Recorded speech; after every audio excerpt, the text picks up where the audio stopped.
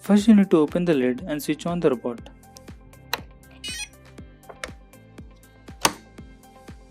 In the mobile application, click on Add a Robot, then select B5 Max.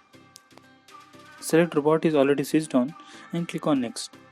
Press and hold on Auto button for 3 seconds until you hear double beep sound.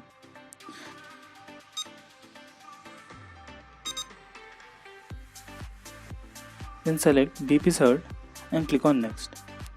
After this, you need to select your home Wi-Fi. It should be 2.4G or 4G network. Give your Wi-Fi password and click on Start Connecting. On the next page, it will ask you to select the robot Wi-Fi. Click on Settings and select the ADH network which is visible on your screen. Then click on Confirm and select your home Wi-Fi again.